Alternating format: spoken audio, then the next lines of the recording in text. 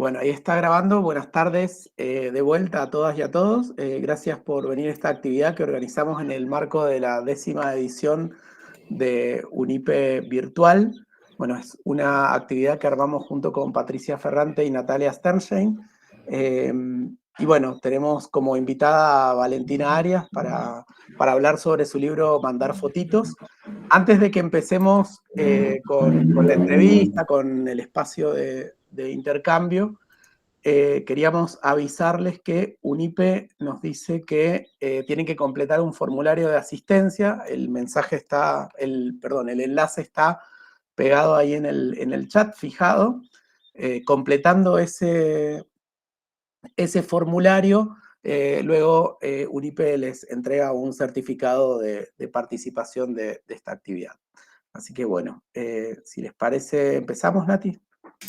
Bueno, dale, empezamos. Vamos a empezar, la voy a presentar a Valentina y después iniciamos un par de preguntas acerca del libro y después una vez que terminan esas preguntas, vamos a generar un espacio para que ustedes le hagan las preguntas que quieran hacerles. Así que más o menos imaginamos que esto va a ser 1 hora y media de duración con ese esquema, ¿no? Bueno. Empezamos.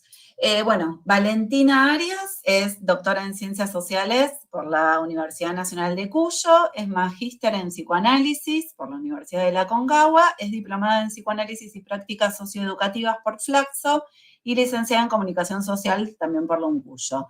Es docente de las cátedras Bases Psicológicas para la Comunicación y Teoría de la Comunicación 2 en la carrera de Comunicación Social.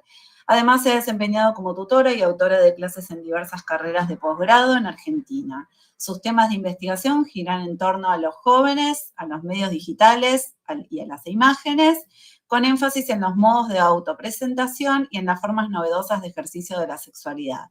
Es autora del libro Mandar Fotitos, Mujeres Jóvenes, Imagen y Sexualidad en la Era Digital.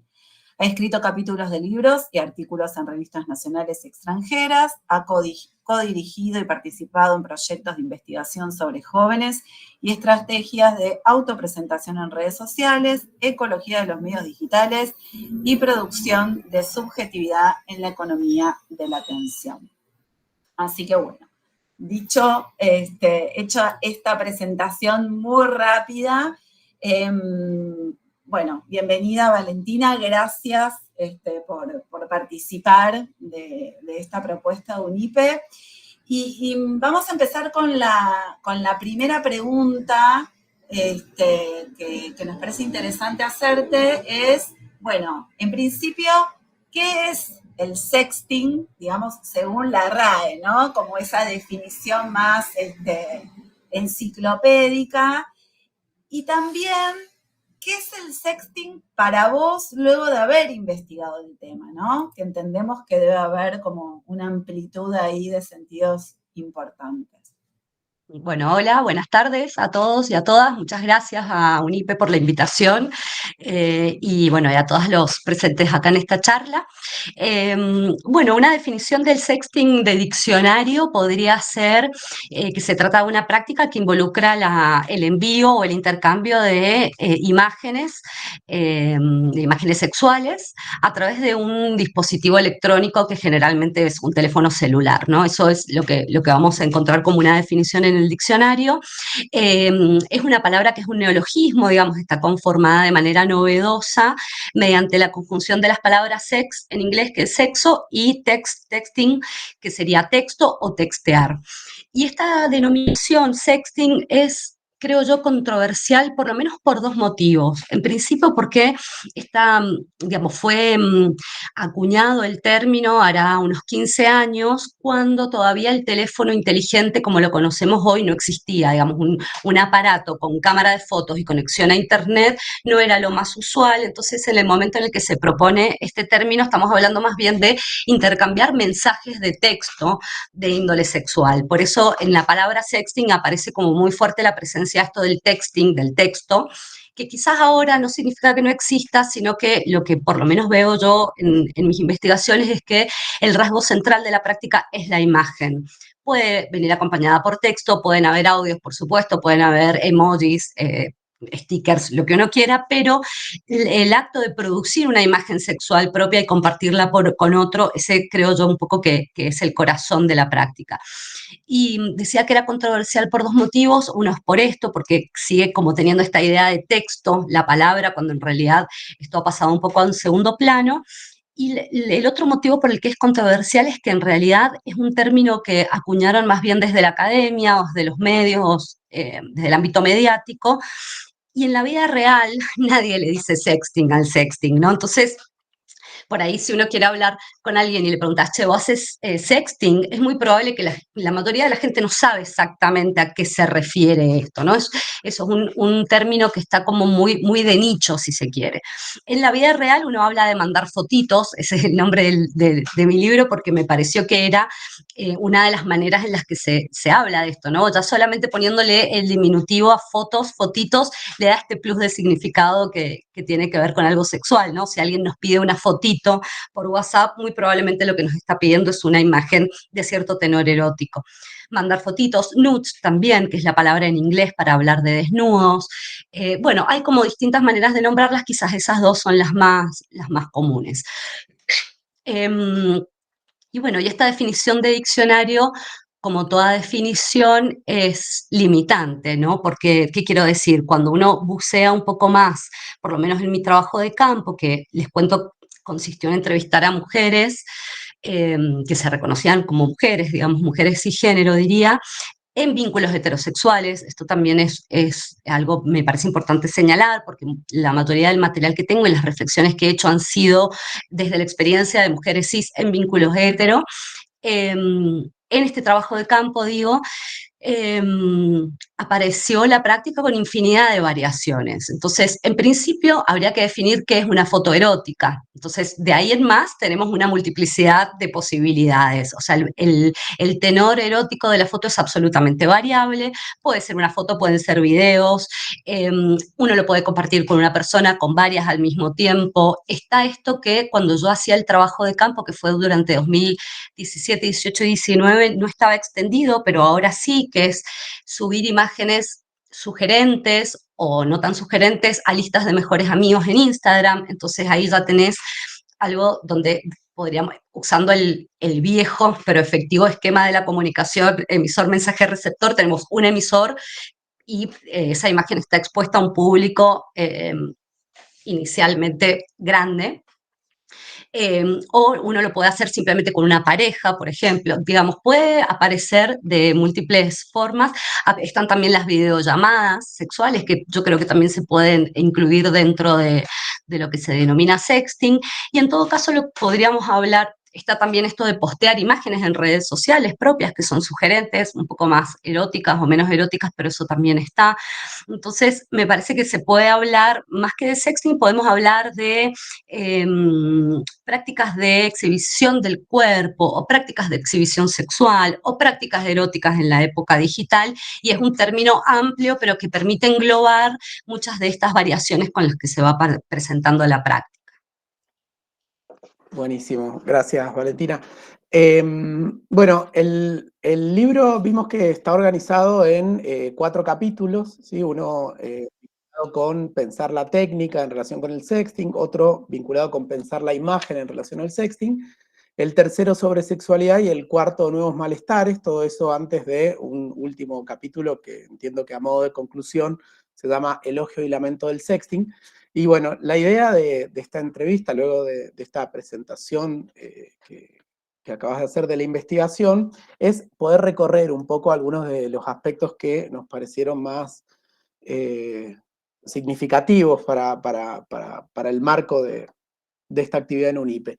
Entonces, una de las primeras preguntas que tenemos, en el libro decís que las características del régimen visual contemporáneo son, de alguna manera, tierra fértil para una práctica como el sexting. Entonces, en ese sentido, te queríamos pedir si nos podés describir, presentar algunas de esas características del régimen visual contemporáneo y explicar en qué sentido consideras que promueven este tipo de prácticas. Bien.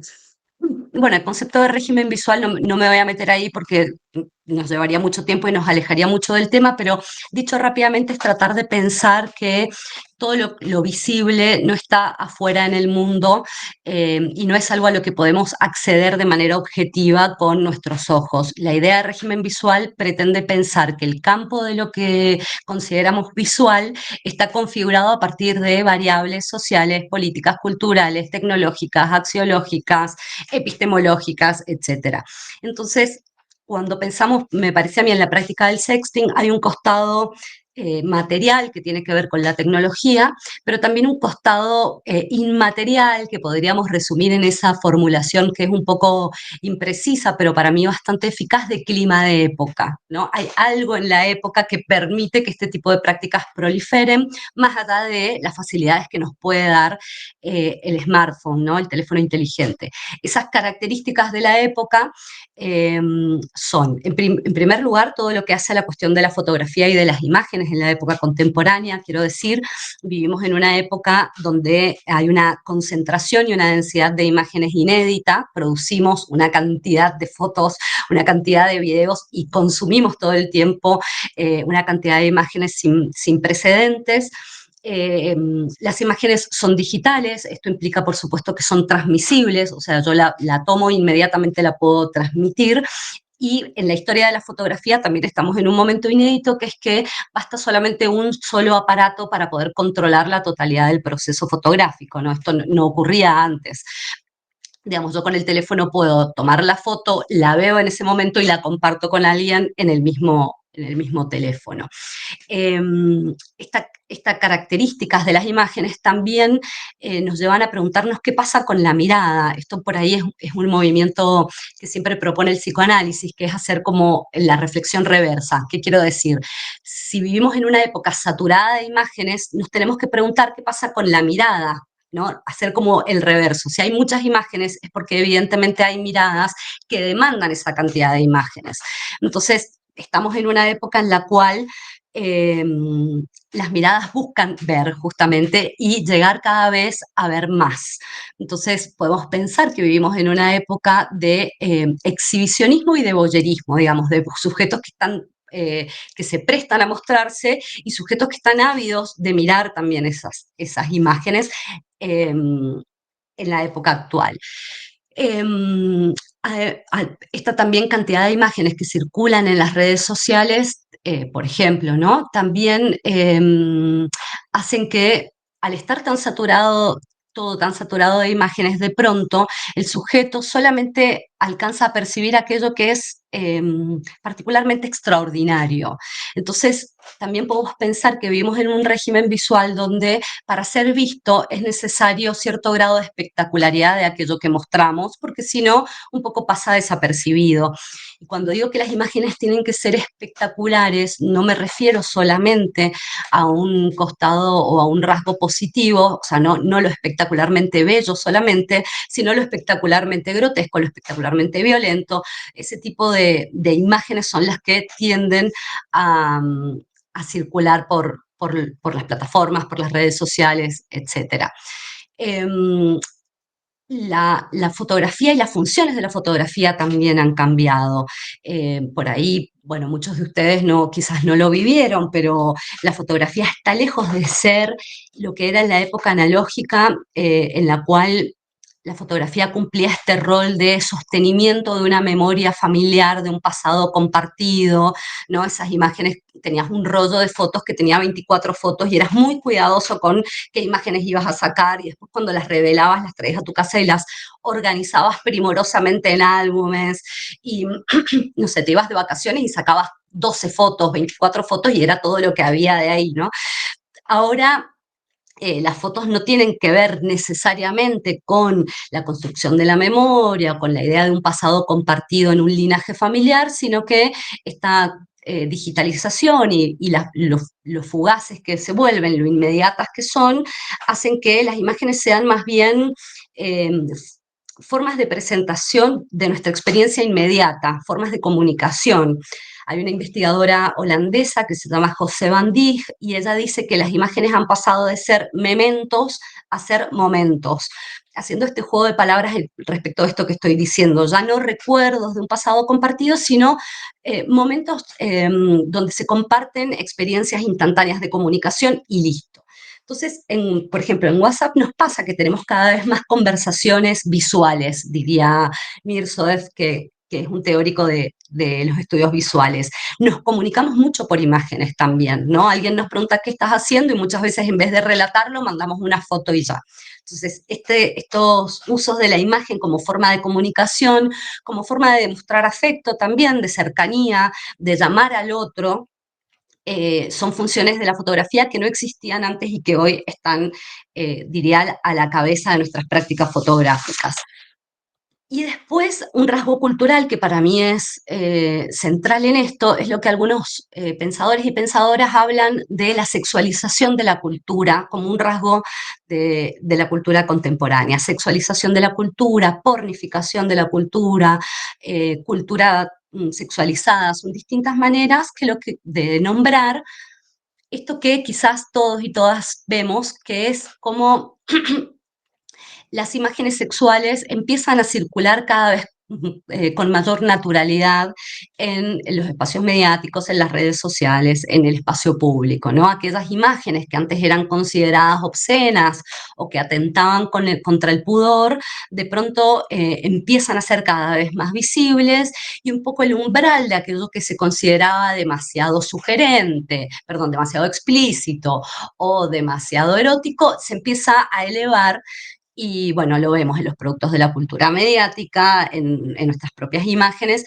esta idea de las imágenes sexuales como cada vez más naturalizadas y con mayor visibilidad.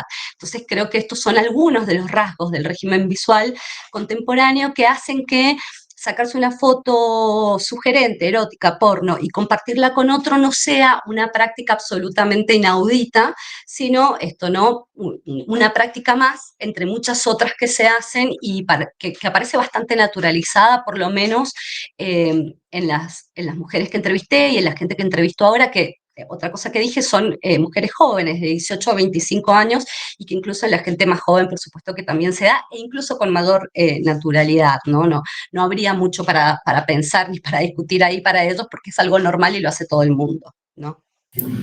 Perfecto. Bueno, justo vos venías hablando de, bueno, estas imágenes que se comparten. Entonces, un poco la pregunta es, bueno, ¿qué papel juegan las redes sociales, que es el espacio a partir del, digamos, el espacio que habitamos de alguna manera? Por supuesto, no 24/7, pero ¿qué papel juegan estas redes sociales en la construcción de esas imágenes que se sextean? Vos decís, en un momento en el libro decís que las redes funcionan como fuentes de inspiración, pero al mismo tiempo decís que funcionan también como regulación y control. ¿Vos podrías contarnos a qué te referís con estas cosas, estas cuestiones? Sí, claro. Yo cuando les pregunto o les preguntaba a las chicas que entrevisté cómo sabían cómo sacarse una foto, ¿no? La primera vez que lo hicieron, alguien les pidió una foto y ellas, bueno, pusieron el teléfono, ¿cómo sabían cómo hacerlo? Bueno, la respuesta mayoritaria fue porque lo vi en redes sociales. Alguna vez vi a alguien que lo hizo y esa imagen me quedó grabada y lo hice. La pornografía, por supuesto, también aparece como una gran fuente de inspiración, pero esta idea de ver a otras mujeres haciéndolo en redes sociales y tomar de ahí la estética, la posición, el tipo de ropa que tenían puesto, el gesto, etcétera, qué hacer con el cuerpo, se aprende no exclusivamente, pero mayoritariamente por este tipo de consumos, ¿no? Ya sea de redes sociales o de pornografía. Pero también me parece importante señalar que son espacios de regulación y de control, por lo menos en dos sentidos. En principio, porque ahí se aprende en las redes sociales, aprende cómo mostrarse para que la foto sea exitosa. Voy a decir, por ejemplo, un textual de una de las chicas. Ella me dijo, yo veo en las fotos en Instagram cuáles tienen más me gustas y ese tipo de foto es la que intento imitar. Entonces ahí ya hay una idea de que hay ciertas poses, ciertos vestuarios, ciertos gestos, ciertas formas de poner el cuerpo que son exitosas y un intento muy explícito de emular esa iconografía, digamos. Y después apareció mucho esto que podemos resumir en la pesadilla, que significaría volverse un meme.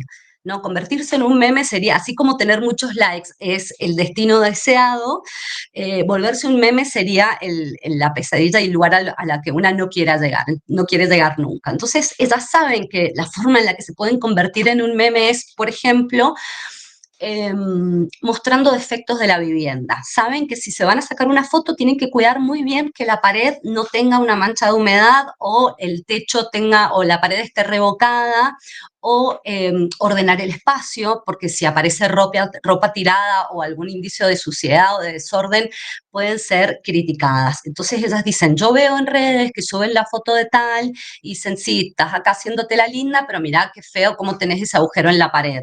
O sí, que te haces la más diosa, sí, mirá lo mugrienta que sos. Entonces, espacios de fuentes de inspiración, pero también de regulación y de control. En las redes sociales se aprende qué mostrar, pero también qué no mostrar. Porque justamente el castigo sería convertirse en un meme. Aparece también esta idea de que se puede retocar un poco la imagen, pero no tanto, no abusar del Photoshop, porque eso también te puede convertir en un meme. Entonces, en las redes sociales aprenden esto, ¿no? Qué hacer, cómo hacer, pero también qué cosas tienen que evitar, porque ahí es a donde de alguna manera se alfabetizan respecto de cuáles son las estéticas eróticas consideradas agradables y por el contrario, qué es lo que, o qué es lo que sería lo desagradable. Bien, yo quería sumar una pregunta que es algo como que queda dando vueltas ahí en el libro luego de la lectura, eh, y es como la sensación, la idea de que lo que entendemos por intimidad, lo que entendíamos por intimidad en el siglo XX y el modo como se construía la intimidad, de algún modo se viene transformando a partir del, bueno, el régimen visual que caracterizaste, de, de- de la cultura digital. Entonces, quería preguntarte sobre eso, digamos, ¿cómo pensás ese problema de la construcción de la intimidad en la época contemporánea a partir de prácticas como el sexting, justamente? Bueno, para mí la cuestión de la intimidad fue una pregunta importante en mi investigación porque lo que yo veía dentro de los discursos mediáticos sobre este tipo de prácticas nuevas es que aparece quizás desde una posición, diría yo, un poco de pánico moral, esta idea de decir, los chicos y las chicas en la actualidad no cuidan su intimidad, muestran todo, se animan a mostrarse abiertamente y hay mucha producción académica que va en esa línea. Entonces, digo, bueno, vamos a preguntar a ver qué pasa con la intimidad acá y como suele pasar siempre la realidad matiza un poco aquellos diagnósticos que tengamos muy extremos. Entonces, yo cuando les pregunto a las chicas qué no mostrarían nunca en una foto, me parecía que esa era una pregunta que podía darme alguna mirada acerca de qué es lo que queda por fuera de estas imágenes. En una época en la que está esta idea de mostrarse abiertamente, de ser transparente en las redes sociales, me preguntaba qué es lo que dejan afuera de las imágenes y sorpresivamente o no, en realidad, lo que queda fuera de las imágenes es aquellas cosas que ellas consideran que son estéticamente desagradables. Entonces, por ejemplo, yo les preguntaba qué es lo que nunca mostrarías en una foto y yo desde mi prejuicio como investigadora, desde el sesgo, decía, bueno, acá la respuesta debería ser, por ejemplo, no sé, no mostraría la vulva o no mostraría determinadas partes del cuerpo que son muy íntimas. Y algunas me decían, por ejemplo, y no mostraría la vulva si no la tengo muy depilada. No mostraría, nunca muestro mis pechos a no ser que tenga un corpiño que me lo arme bien. No mostraría tal cosa a no ser que. Entonces, ahí lo que empieza a surgir para mí, que me parece interesante, es que en el caso de las prácticas como el sexting, lo que modula aquello que se considera íntimo es la variable estética. ¿Qué quiero decir? Lo que queda por fuera de las imágenes son aquellos rasgos del cuerpo que son considerados desagradables, feos, etcétera. Entonces, sigue operando, en este caso particular del sexting, una noción de intimidad, pero no como la podemos entender desde afuera o desde el sentido común, sino que me parece que lo que se configura como íntimo es aquello que no llega al canon de lo que se supone que es deseable sexualmente o agradable estéticamente. Entonces, no estar depiladas. Acá hay una lista de lugares comunes que voy a mencionar: la celulitis, la panza gorda, los pechos si son muy chicos, la cola si está caída, tal parte del cuerpo si no estoy depilada. Entonces, en definitiva, es esto, ¿no? Lo que sí hay una noción de intimidad, y la intimidad tiene que ver con aquello del cuerpo que falla en acoplarse a este canon estético determinado. Por más de que, y hablando de nuevo del régimen visual, en los últimos años han habido avances extraordinarios respecto de la visibilidad de los cuerpos, por lo menos femeninos, en el sentido de que cada vez más vemos imágenes de cuerpos no normativos, no hegemónicos. Por lo menos en estas chicas que entrevisté, sigue operando muy fuerte una cuestión de verse deseable sexualmente, y este deseable sexualmente es un cuerpo femenino bastante estandarizado, ¿no? Como delgada pero voluptuosa, con la piel firme, lisa, etcétera, ¿no? Entonces, me parece que es interesante preguntarnos o pensar que lo íntimo tiene que ver con lo que no se adapta a aquello que se considera deseable sexualmente, y eso es lo que queda por fuera de las imágenes. Tal es así que algunas chicas me decían: me saqué una foto para mi novio y salía tan linda que me hubiera gustado que la vieran más personas. O una me contó una vez que el chico con el que salía compartió su foto con unos amigos y ella se moría de vergüenza, pero después los amigos le empezaron a escribir y le invitaban a salir, entonces le pareció espectacular lo que hizo el varón. Entonces, me parece que el sentimiento de vergüenza o de pudor cede un poco la potencia ante la posibilidad de que otros vean una imagen donde salgo hermosa, ¿no? Entonces, de nuevo, el pudor y la vergüenza emerge como un afecto cuando el cuerpo no da la talla, podríamos decir. Es súper interesante lo que decís, porque está muy vinculado al control, ¿no? A esto que decíamos antes, ¿no? De cómo opera el control para que lo que es íntimo no tenga que ver con lo personal o con algunas cuestiones que uno no quiera mostrar por cierto pudor, pero bueno, uno habría que preguntarse en qué medida el pudor no es también algo de la construcción social, si no fue siempre así, ¿no? Y que lo que implica el pudor va cambiando con las épocas, ¿no? Como pregunta. Vos en un momento decís que las imágenes con las que se muestran las entrevistas, decís, gravitan en torno a la imagen de mujer fatal. Es decir, no importa cuál sea la clase social, como que todas reproducen ciertos modos de mostrarse. Entonces, yo pensaba, teniendo en cuenta que ya para estas chicas y para las generaciones más jóvenes, sobre todo, hay un grado de normalización, ¿no? De esta práctica y de las imágenes, y hay como mucho respeto, si se quiere, a ciertas convenciones de cómo mostrarse, de cómo ser agradable, de cómo recibir likes. Entonces, la pregunta es, ¿podemos pensar la práctica de sexting o de mandar fotitos como algo que es transgresor? Es una muy buena pregunta. Mi director de tesis, cuando estaba terminando ya terminando la investigación y por entregarla, me hizo una reflexión que a mí me quedó grabada y me pareció muy acertada, que es, me dice: empezaste tu investigación preguntándote por qué alguien hace sexting, y la terminaste preguntándote por qué alguien no lo haría. ¿Qué quiero decir? Una vez que escuché los testimonios y apareció esta cuestión como una práctica tan naturalizada que todo el mundo hace, y en todo caso alguna lo había hecho una vez, pero todo el mundo sabe de lo que se estaba hablando, todas tenían alguna experiencia, etcétera. Digo, bueno, es así, la pregunta, por eso me pensé en lo de la transgresión, si hoy lo transgresor no sería no fotografiarse, no hacerlo. porque además también, desde que hice el trabajo de campo terminada en el 2019, hasta ahora pasó mucho tiempo, no solamente en años, sino también muchas cosas. Estuvo la pandemia en el medio, con la concomitante ultradigitalización de nuestras actividades.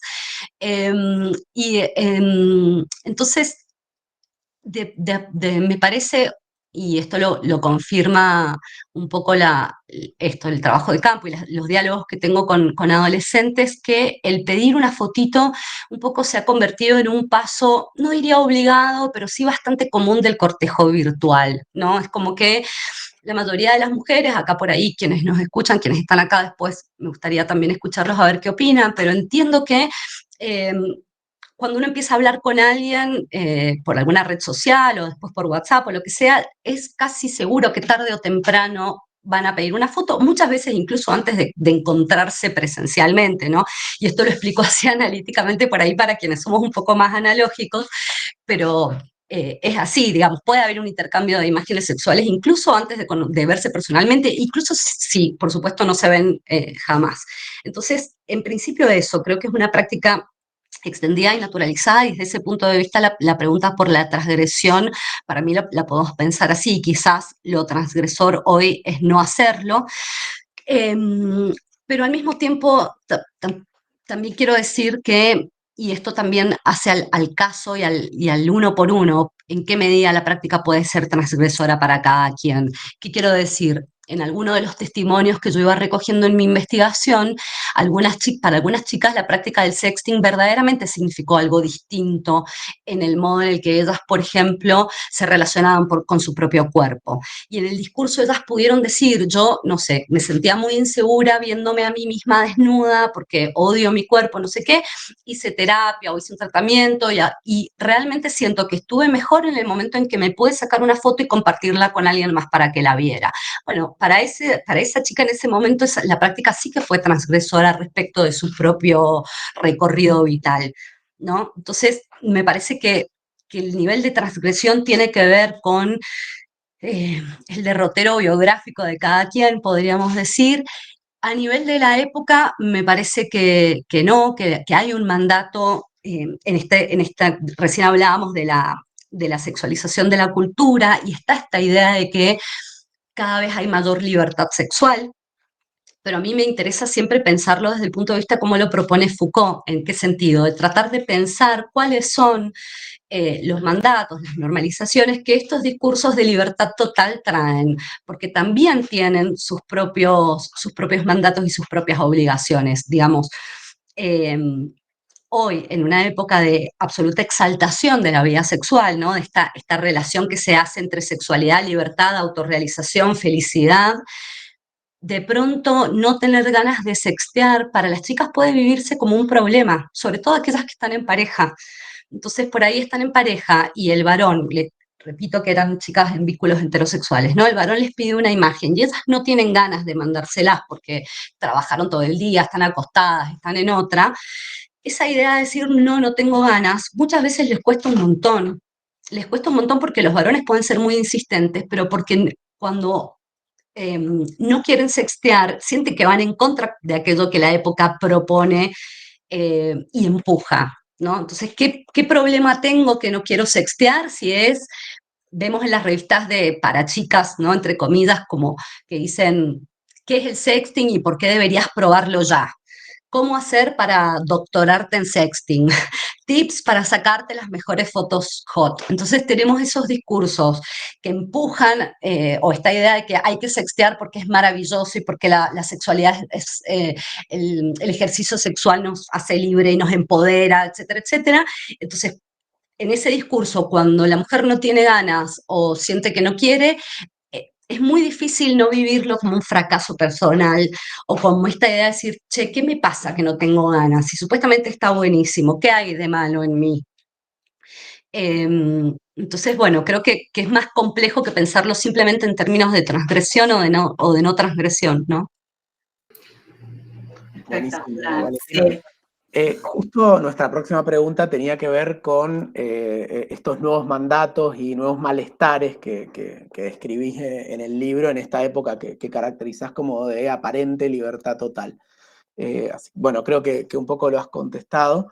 Y al mismo tiempo veo que empiezan a aparecer ya varias preguntas en el chat. Entonces, tenemos una pregunta más que sí me gustaría hacerla, pero aprovecho para quienes están intercambiando en el chat, dejando preguntas y demás, que la idea es, terminar de recorrer esta serie de preguntas que armamos con Natalia y Patricia, y después abrir la conversación para que puedan preguntar y comentar todo lo que desean.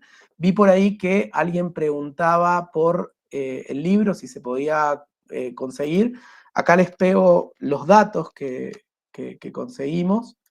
El libro es de Editorial Edubim, la editorial de la Universidad Nacional de Villa María, y se puede conseguir impreso y por ebook. Ahí están ambos enlaces. Y aprovecho para quienes llegaron un poquito más tarde que tienen que completar el formulario de asistencia con los datos obligatorios que ahí se piden para que después UNIPE pueda emitir los certificados. Bueno, hacemos una pregunta más y después abrimos a preguntas de las y los participantes. En el libro decís que la práctica del sexting está atravesada por la desigualdad de género y por sus violencias, ¿no? Entonces, te queríamos preguntar en qué sentido es así, si las mujeres también piden fotitos, ¿sí? Entre comillas así, y si los varones también mandan fotitos, ¿sí? Como abordar todo esto que decís de la desigualdad de género y sus violencias. Sí. Bueno, el sexting no es una práctica que no esté atravesada por, como decías, por la violencia de género y por todas las consecuencias de eso. Me parece importante, muchas veces me preguntan o se preguntan, bueno, o aparece así directamente la idea de que el sexting es una práctica riesgosa. Y me parece importante ahí señalar que no hay que pensar el sexting en sí mismo como una práctica riesgosa. Digamos, el riesgo es el machismo y la violencia, no la práctica en sí. Eso me parece que es importante.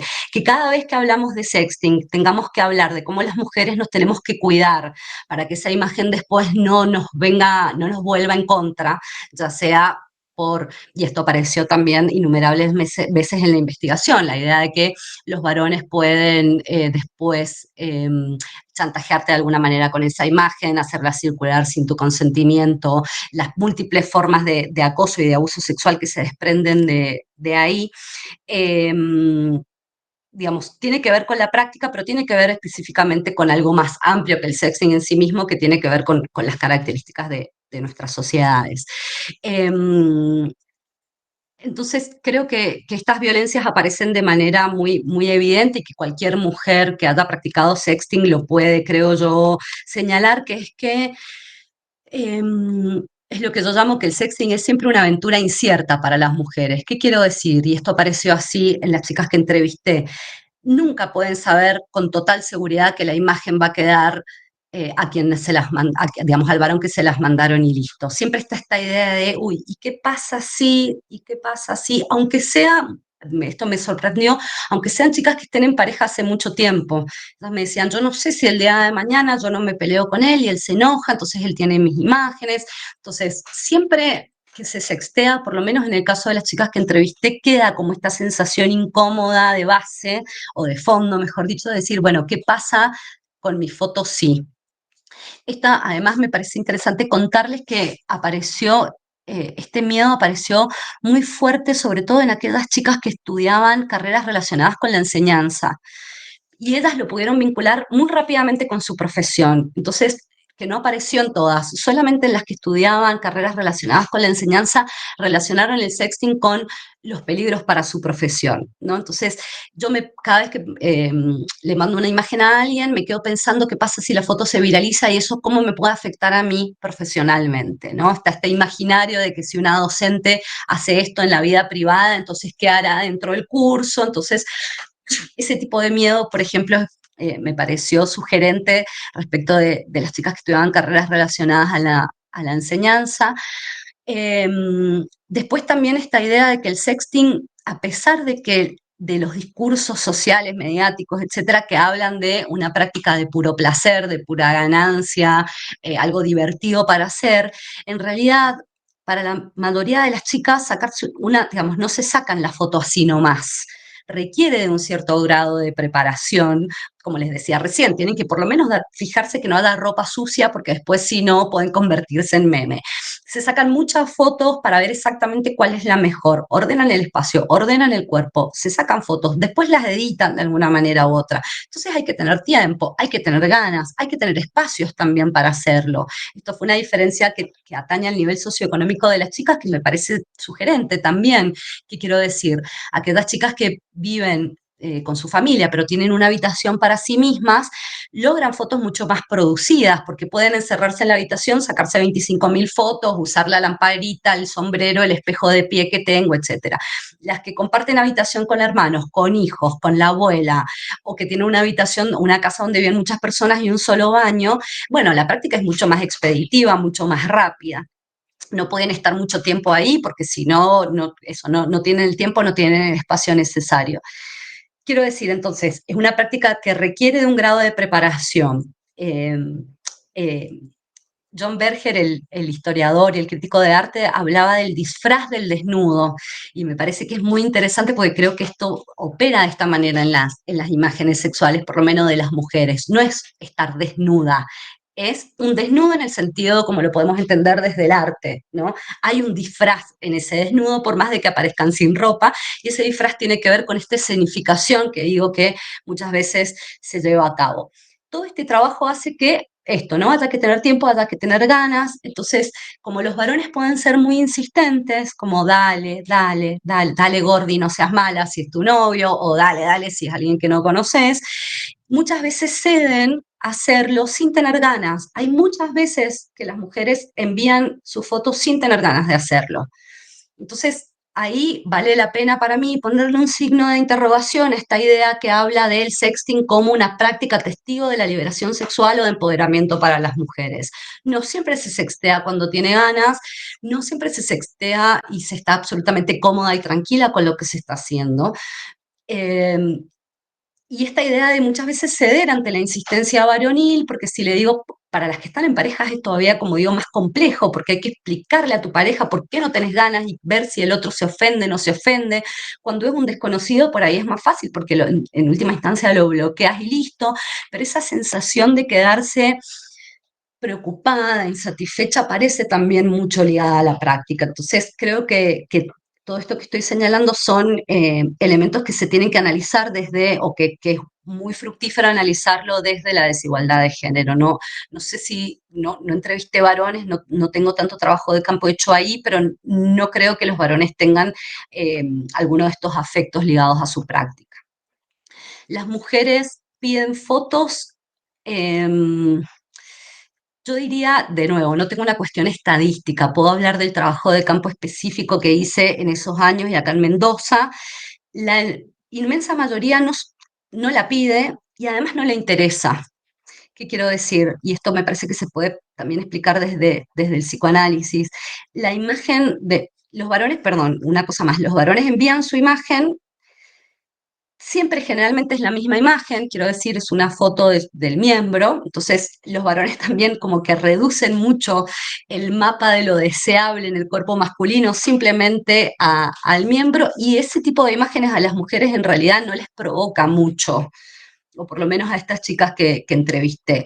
Reciben la imagen un poco por cortesía, hay ciertas reglas de etiqueta del sexting que me parece que se mantienen, entonces si un varón manda su foto, bueno, las chicas las reciben bien, pero la mayoría me dijo, en realidad no la necesito, no es lo que estoy buscando. Te la mandan y decís, bueno, dale, pero a mí en realidad me gusta que digan cosas de mi foto y que me digan cosas a mí, y por eso decía que se puede explicar desde el psicoanálisis. Por ahí en las posiciones femeninas hay más una cosa de la palabra, de cómo nos los dicen, de qué cosas nos dicen, y no tanto de la imagen que en sí mismo no atrae nada. Y por eso hay muchas chicas que se quejan de esta idea de que les llega una foto de un pene de un varón en cualquier momento, o digamos, o con alguien que no hablaron nunca y lo primero que hacen es enviarle una foto, o con alguien con quien hace mucho que no hablan y de pronto llega esta foto, o con alguien que están hablando de otra cosa y de pronto les manda esa imagen, y hay una queja femenina ahí de decir, ¿por qué me manda esta foto? No tiene nada que ver, yo no la pedí, se lee como una violencia, es una violencia,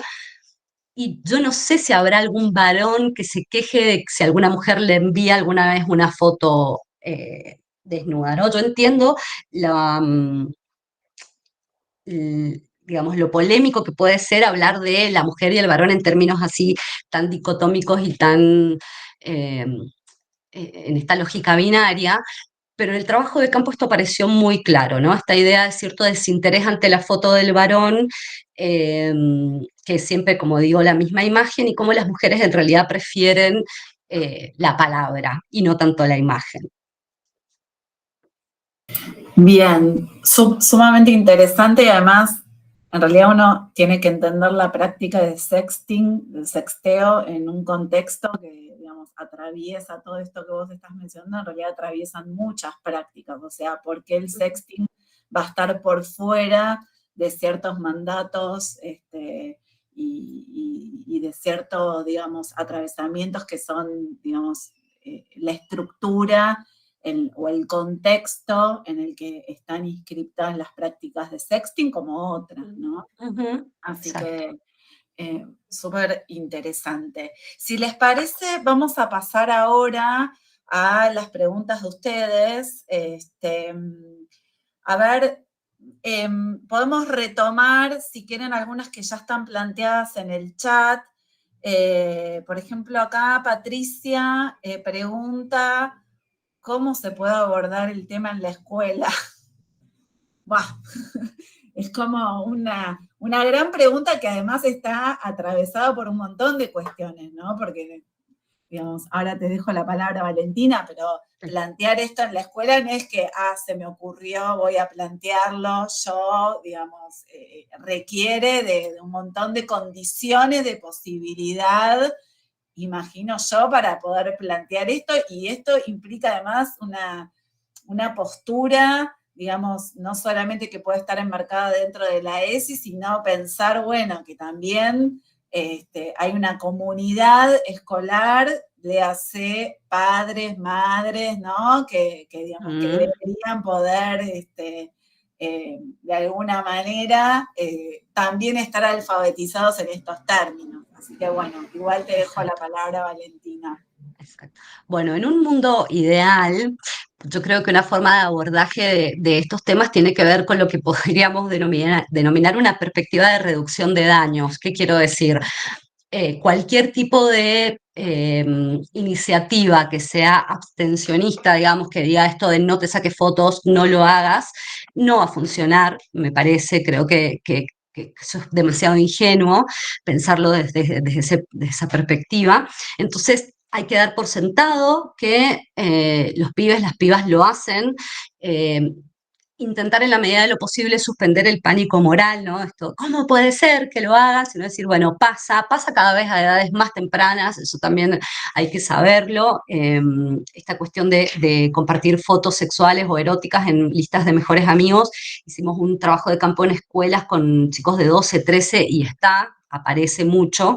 Entonces, hay que empezar, digamos, como digo, ¿no? En un mundo ideal, asumiendo que esto pasa, entonces en todo caso la perspectiva tiene que ver de, bueno, cómo nos cuidamos, si lo vamos a hacer, cómo lo hacemos para que salga bien. Entonces cualquier tipo de tips que podamos dar respecto de no mostrar la cara, no mostrar marcas que te identifiquen, hacerlo a través de plataformas seguras, esta función de que te permite ver una imagen una vez y después desaparece, como dar este tipo de consejos de seguridad sería ideal. También creo, ahora cada vez se ve menos, pero hasta no hace mucho, la mayoría de las campañas, todas anti-sexting o todas abstencionistas que se proponían desde ONGs o gobiernos o lo que fuera, tenían esta característica también bastante machista de plantear, digamos, de que van dirigidas a las mujeres o iban dirigidas a las mujeres, y lo que decía la campaña es, digamos, la idea era, te sacás la foto un minuto y después tenés toda tu vida por arrepentirte por haberte sacado esa foto, entonces cuídate, respetate, no lo hagas. Bueno, por supuesto que esa perspectiva o esa forma de abordaje me parece tétrica. En todo caso, lo que hay que hacer es apuntar a la persona que distribuye la foto sin el consentimiento de la persona que se la saca, ¿no? Entonces, el problema no es la mujer que se saca la foto, sino el varón o quien sea que la distribuye sin su consentimiento, que el esfuerzo tiene que ir orientado a respetar el consentimiento de la otra persona y no a sacarse la foto o no sacársela. Eso sería para mí dos formas de abordaje ideales. Y una manera que por ahí no es tan directa, pero creo que es urgente, y esto es lo que les contaba de esta investigación en escuelas secundarias, lo vimos mucho, y es que los pibes y las pibas tienen, por ejemplo, muy en claro, o aparece por lo menos bastante en claro, que es el grooming, ¿no? Esto parece así muy claro. Entonces, el grooming es cuando una persona más grande se hace pasar de mi edad y me va a pedir fotos. Eso está, la violencia esa está bastante identificada. Ahora, cuando pasamos a hablar de violencia entre pares, de violencias sexuales entre pares, la cosa se desdibuja un poco más y ya no es tan claro que si un varón o una persona me pide fotos y yo no tengo ganas y entonces me insulta, eso es una forma de violencia sexual. Que si yo le mando la foto a mi novio y después me dice que le mande más fotos, si no esas fotos se las va a mostrar, no sé qué, es una forma de violencia. Eso aparece menos claro, me parece, en las adolescencias hoy. O sea, lo tienen muy en claro cuando la violencia sexual proviene de un mayor, pero se desdibuja bastante más cuando es entre pares. Y creo que esa manera por ahí es un poco menos polémica que aconsejar cómo sacarse fotos, pero sí empezar a hablar un poco de estas violencias sexuales facilitadas por la tecnología. Hablan algunos autores y autoras que son estas nuevas formas de violencia que vienen justamente facilitadas por la tecnología, y que empezar a pensar y hablar con los chicos y las chicas de que son efectivamente violencias, de que hay formas de tramitar cuando pasa algo así, de que, bueno, se puede hablar, etcétera, ¿no? ¿Qué tal, Olimpia? Hola, ¿qué tal, Valentina? Disculpame, me salió Olimpia porque estaba pensando justamente en eso. Yo soy profe de aspectos legales, de analista de sistemas, y siempre me gusta abarcar esta nueva ley Olimpia, que es muy nueva, que es a finales del año pasado y que tiene muy poca publicidad, tiene muy poco, digamos, tratamiento en la secundaria, y que trata justamente esta nueva modalidad de violencia digital que bueno, no solamente está el sexting, sino también hay otros tipos, ¿no? Dentro de... Mucho. Que creo que no lo advierten todavía, no está en conocimiento. Cómo capturar pantallas también, ¿no? Yo veo siempre el aspecto legal de todas estas cuestiones, que no hay difusión, digamos. No sé si pudiste notar eso. Sí, y además está esta idea también, ¿no? De esta noción de que los jóvenes son nativos digitales y saben perfectamente usar la tecnología, y tal como dice Martín, no saben qué es una encriptación de mensajes o qué plataformas funcionan o qué plataformas son más seguras o menos seguras, o por ahí piensan que en una lista de mejores amigos no se puede hacer captura de pantalla. No sé, hay un montón de supuestos y de equivocaciones con las que viven, que me parece que esto también, una perspectiva desde la técnica, para pensar cuáles son las herramientas que la propia tecnología nos da para poder por lo menos extraer de forma segura, aunque no lo hablemos de esa manera en el aula, también es una forma de abordaje interesante, una alfabetización en tecnología. Es bien interesante lo que decís, porque además siempre queda que la seguridad es parte de lo que tienen que hacer en general, digamos, hablo en esta investigación, lo que tienen que hacer las mujeres, ¿no? Sí. Un poco asociado a esto de, digamos, si antes existía y debe seguir existiendo, pero es como una reconversión de, y bueno, ¿qué querés? Con la minifalda, ¿no? Exactamente, exactamente. Esto, bueno, te habilita, si vos te sacás la foto, bueno, se supone que está habilitado a que hagan lo que quieran, ¿no? Entonces, has dado, sí, un ejemplo perfecto, porque es así como ahora cuando alguien dice no te pongas una minifalda porque te pueden violar, te suena horrible. Deberíamos llegar a un momento en que alguien te diga no te saques una foto porque la pueden viralizar, suena igual de horrible igual. Digamos que desnaturalicemos el acoso y el abuso sexual. O sea, no porque yo me saque una foto tiene que viralizarse. Exacto, por eso, digamos, hay algo ahí que todos los tips de cuidados casi que recaen siempre en las mujeres y nunca en, digamos, porque finalmente termina siendo vagones para mujeres, que las mujeres, pues, o sea, como todos resguardos, pero no hay nada, capaz que uno podría pensar, bueno, ¿cómo trabajar esto un poco que vos lo decías? ¿Cómo trabajar esto del consentimiento, ¿no? Del otro lado, ¿no? Que del otro lado, por decir algo de los varones que no es del otro lado, pero que en general, digamos, hay ahí una vacancia para pensar, bueno, ¿qué pasa cuando uno comparte estas u otras imágenes sin el consentimiento de las personas? Es interesante lo que decís porque también esta nueva ley no solamente, digamos, encuadra en el tipo a quien comparte sin consentimiento, ¿no? A esta pareja que por algún motivo uno o una de los dos comparte, sino aquel que también, digamos, que la recibe y la pasa a otros amigos, se encuadra en el mismo tipo, digamos, que tampoco creo que está en conocimiento de... La mayoría de los chicos empiezan a compartir y todos quedan encuadrados, digamos, en el mismo delito, si se quiere, ¿no? Claro, pero también pensemos que esta cosa del punitivismo, ¿no? Son chicos. No es lo mismo que, un poco como decía Valentina, no es esta figura de grooming donde hay un adulto que está acosando a un menor de edad. Acá son todos sujetos en formación, entonces a veces la mirada también termina siendo punitivista contra estos varones que bueno, que para ellos también es una práctica que es muy naturalizada, la de compartir, ¿no? Mirá, te muestro. Entonces, desarmar eso desde otro lugar donde puede intervenir lo pedagógico y no esta mirada, digamos, de lo punitivo, también es un gran desafío, ¿no? Igualmente, lo punitivo no llega a ser tanto porque no es una pena, digamos, que van a recibir una privación de la libertad, pero sí entender que compartir una foto que te llega sin consentimiento de la persona está también, digamos, fuera de lugar, ¿no? Que quede claro esa posición. Por supuesto.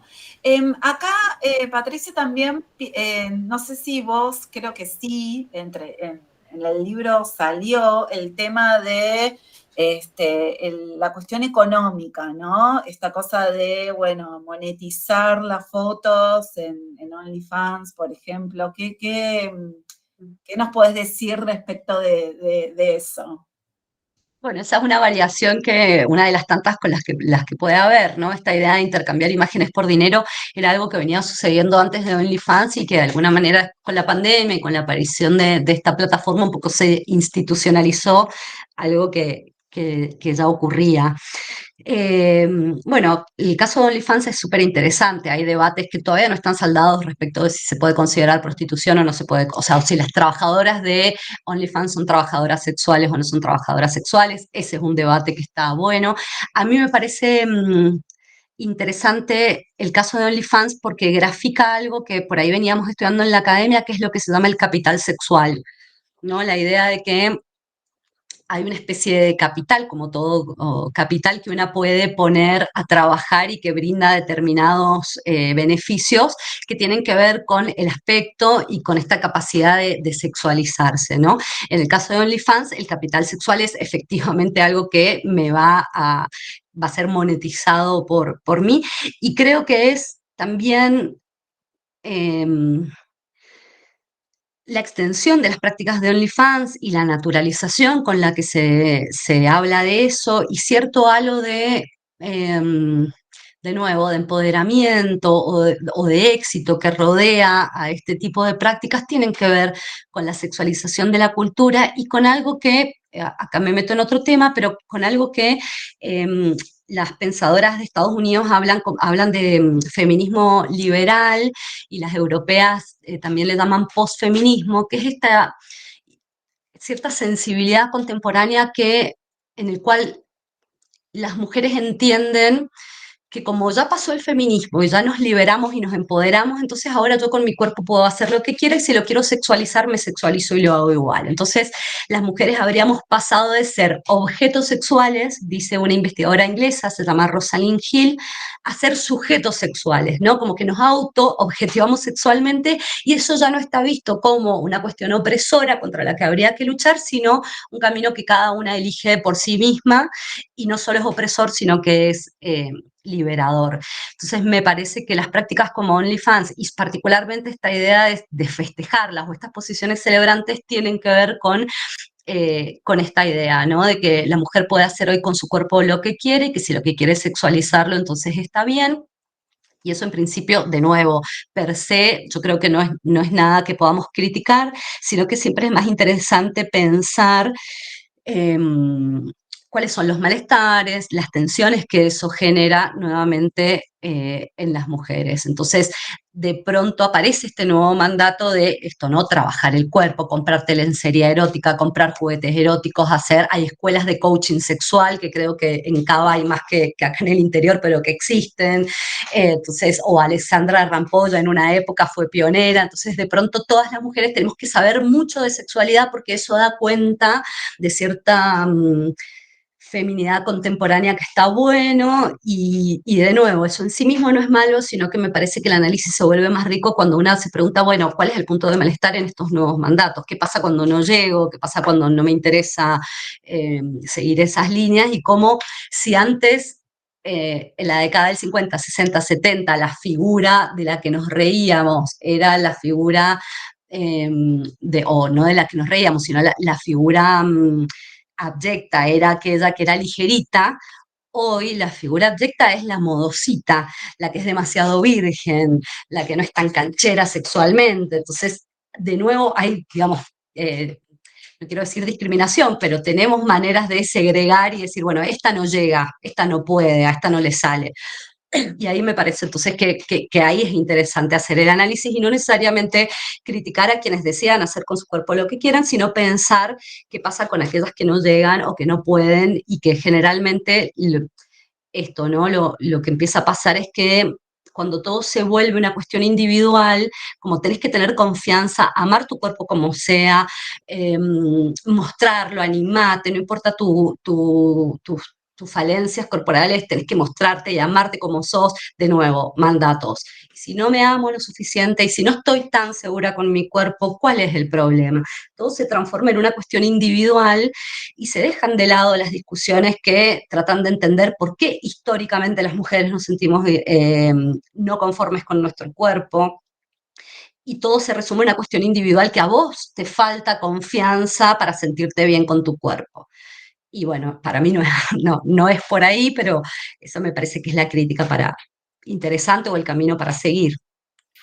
Un poco como vos lo mencionás en el libro, este cruce que hay con estos discursos de autoayuda, ¿no? De vos podés, vos podés, vos podés, y no hay lugar para, bueno, no puedo. O las condiciones en las que estoy me hacen que no pueda. Acá alguien pregunta si hay alguna edad recomendada para empezar a tratar el tema, ¿no? Siento que vos decís que ya empiezan con este tema, y no sé si comentaste que chicas muy chicas comienzan a mandar fotitos, digamos. Para empezar a hablar, Nunca es muy temprano. Exacto, sí, bueno, creo que el momento en el que los niños y las niñas empiezan a tener un teléfono y empiezan a circular por redes sociales es momento para empezar a hablar de la cuestión de la exposición del cuerpo, ya sea en el ámbito, digamos, de lo específicamente sexual como en general, ¿no? De la imagen personal y de qué es lo que se postea y cómo se postea. Esta idea que se ha hablado mucho también este último tiempo, la sexualización de las infancias, los videos de TikTok haciendo canciones de Tini cuando tienen 6, 7 años, empezar un poco a hablar de eso, creo que, nada, que desde el momento en que tengan un celular y empiecen a indagar en el mundo digital, estos temas tienen que estar. Sí. Y no podríamos además dejar de pensar también en cuál es el rol de los adultos, ¿no? En esto, porque muchas veces son los propios adultos los que terminan sexualizando o mostrando, digamos, a sus propios hijos con las mejores intenciones, pero hay ahí digamos, esta cosa de decir, bueno, es mi hijo, lo voy a mostrar porque es mío, ¿no? Y hay una poca o falta de concientización acerca del derecho del chico o la chica a ser mostrado, o esta cuestión que sobre todo hay en las escuelas, que a los padres y a las madres o a los familiares les piden el consentimiento cada vez que tienen que sacar una foto de sus hijos. No obstante, nunca se les pide a los chicos si quieren salir en la foto, por ejemplo. Es algo, digamos, que está tan naturalizado que uno es el dueño de la imagen de sus hijos, que hay algo que se nos pierde de vista que tiene que ver con el propio sujeto, ¿no? Digamos, bueno, ¿quiere esa persona o no quiere salir, no?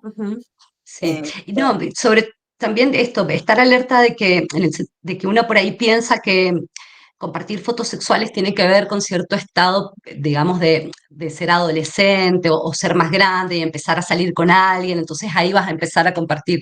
Tratar digamos, desnaturalizar eso y saber que desde el momento en que tengan un teléfono suyo y un minuto a solas, los chicos se pueden sacar una foto y compartirla, o les puede llegar imágenes de sus amigos. Ya, por eso digo, no estamos hablando de grooming, perdón, estamos hablando de cuestiones de entre pares, que puede ser que el varón o que otras personas le pidan imágenes. Eso hay que, digamos, tener en mente que esa posibilidad está. Uno por ahí piensa, no, pero es chiquita, todavía no, y lo cierto es que, como les digo, como no, y yo si bien entrevisté chicas mayores de edad, obviamente hablábamos de sus comienzos, ellas rememoraban cuando habían empezado, y bueno, 10, 11 años ya sacaban fotos y las compartían, ¿no? Muchas me contaron esto con no sé si se acuerdan, el MSN, una plataforma de Messenger que había vieja para hablar. Me decían, yo me acuerdo de ser chiquita y estar hablando con alguien de, no sé, Turquía, y que decía que tenía mi edad, y el tipo después me mandaba una foto de su pito, y digamos, eh, no solamente, digamos, pensar cómo es algo que se puede dar mediante cualquier tecnología. Por supuesto que ahora el teléfono es lo más común, pero estas chicas me hablaban del Messenger, de la webcam, de otro tipo de espacios que no necesariamente es el teléfono, y que nunca, y una tiende a pensar, bueno, todavía es chiquita, ¿no? Esto no va a pasar, pero no, digamos, tratar de estar atentas de que desde el momento que tengan un teléfono propio, esta práctica es posible y circula y está muy naturalizado entre las adolescencias y diría yo entre las niñeces también. Perfecto. Bueno, ¿alguien más quiere preguntar? ¿Quiere hacer alguna pregunta? En realidad nos vamos con más preguntas que respuestas, ¿no? Digamos, sobre todo cómo abordar algo que es bien complejo y que está lleno de, digamos, de miradas moralizantes, ¿no? Como que primero habría que desentrañar y poner en juego la discusión, pero el tema es, bueno, un poco lo pensaba, bueno, ¿cómo tratarlo? Y yo pensaba en estas épocas de con mis hijos no, ¿no? Y pensaba, bueno, si ya es todo un lío poder hablar sobre la educación sexual integral, digamos, ya no de sexting, sino en términos generales, me imaginaba tratando de pensar un tema que solo podría, digamos, podría ser abordado en la medida que nosotros podamos detectar que ahí hay algo que está surgiendo y que tenemos que tomarlo, ¿no? Ahora bien, ¿cómo se recupera ese tema y se comparte? Es así, hay que defender la ESI todos los días. Acá te preguntan, Valen, ¿qué autores recomendarías para profundizar en el tema de la sexualidad en el aula? Sexualidad en el aula. Entiendo que hay una investigadora argentina de Gino Germani, se llama Laura Milano. Ella trabaja cuestiones de ESI. Laura Milano. Em, Tengo algunas investigadoras también, pero bueno, escriben mucho en inglés, por ahí, por eso mucho no las recomiendo, pero hay una que se llama Jessica Ringrose.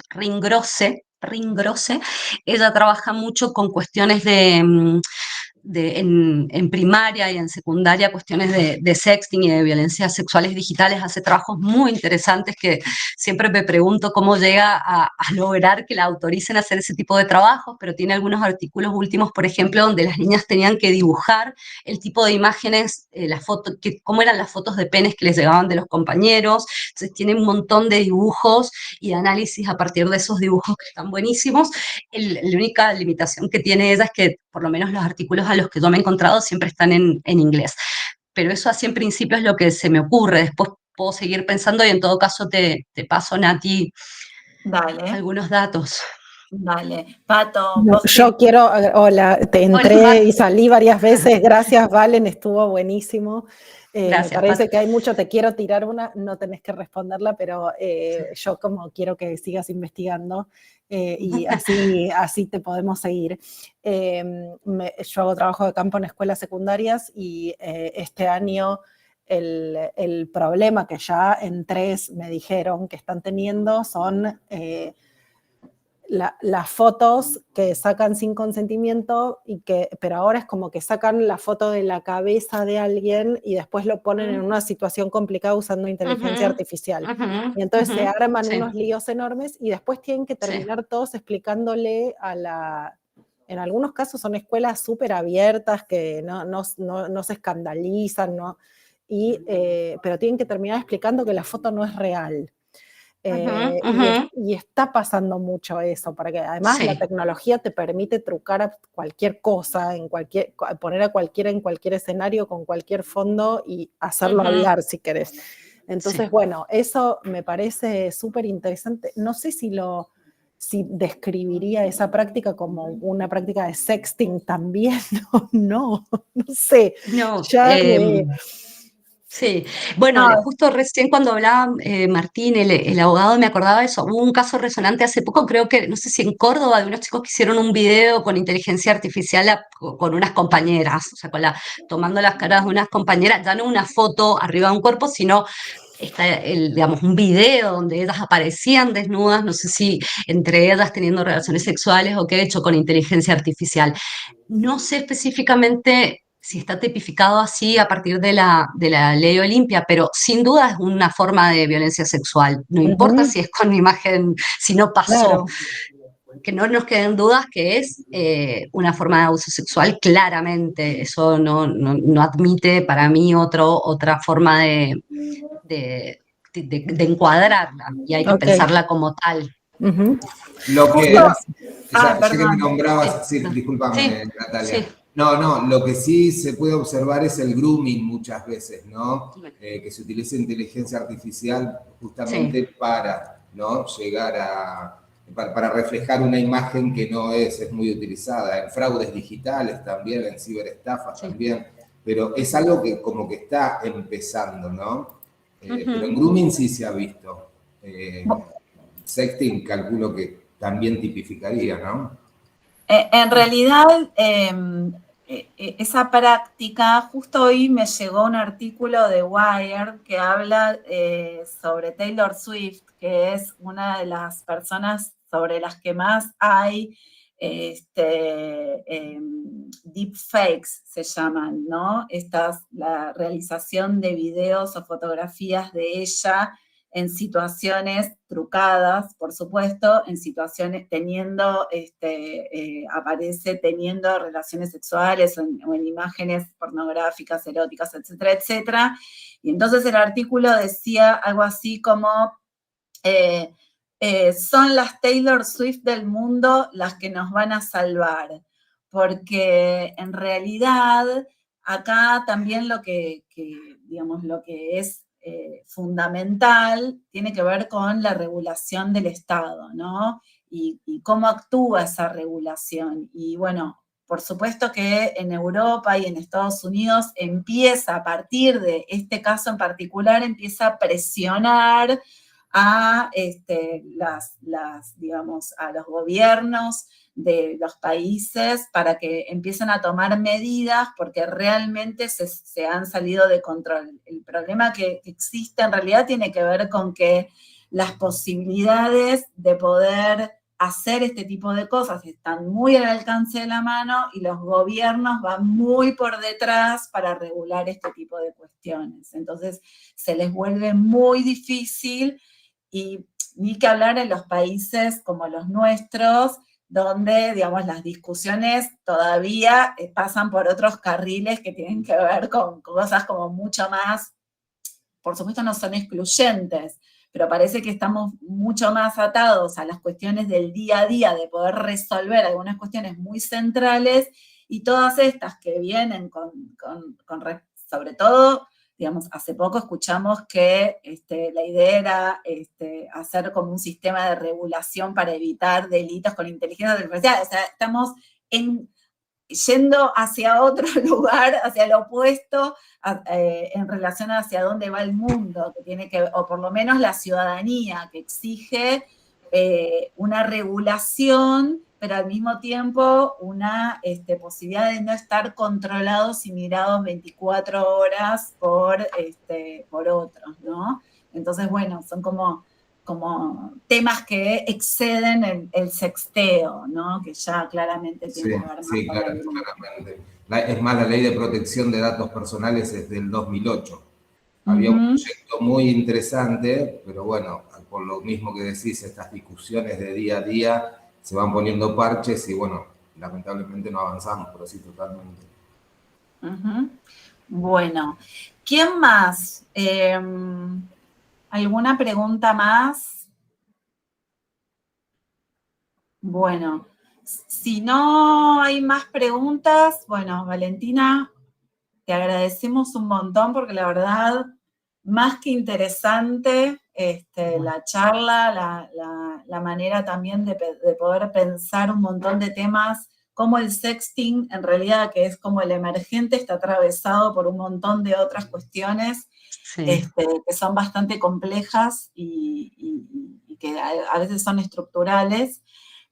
Así que, bueno, nada, solo agradecerte porque la verdad es que ha sido una charla sumamente interesante, y por supuesto pueden acceder al libro de Valentina, ahí en el link que pasó Ariel recientemente. Así que bueno, si les parece, cerramos acá. Y bueno, y por supuesto, si tienen alguna duda, nos pueden escribir. Acá, Cintia, ¿vos levantaste la mano? Ah, no. No. Bueno, ahí hay un montón de... Bueno, muchas gracias. La verdad que gracias por la invitación y por la curiosidad en estos temas. La verdad que me parece interesante que los empecemos a hablar y que sobre todo por fuera de ciertos lugares muy comunes que hay, ¿no?